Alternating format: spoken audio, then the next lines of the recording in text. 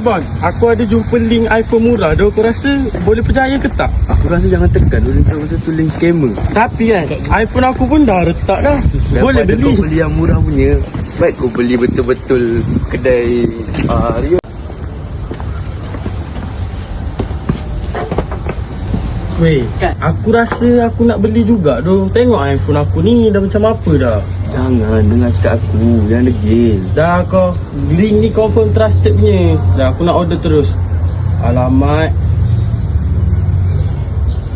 nombor telefon,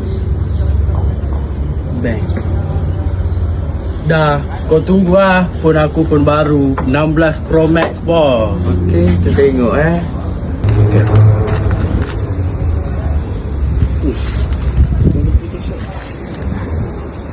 Wih, ada masa baru weh. Ada nombor akaun dia sekali. Ini.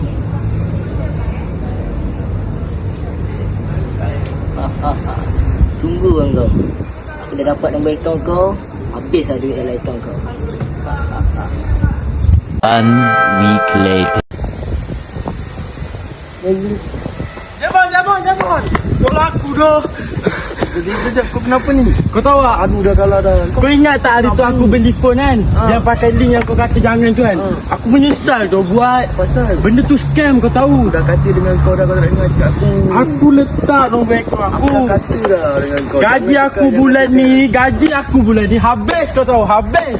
Aku nak bayar duit rumah, semua. Macam mana? tekan. Siapa suruh kau tekan? Aku dah kata dah dengar cakap aku. Aku dah kata ikut trik scammer sekarang. Aku nak tukar telefon ni. Dah malas aku layan kau. Rambut.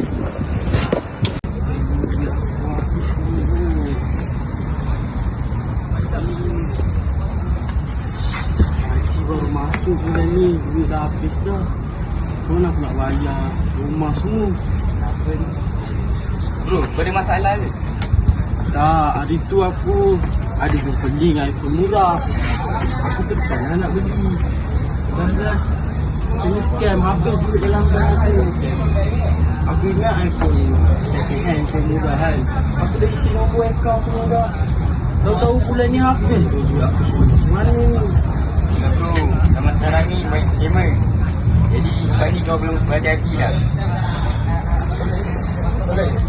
Jangan mudah terpedaya dengan link yang diberi oleh pihak yang tidak dikenali.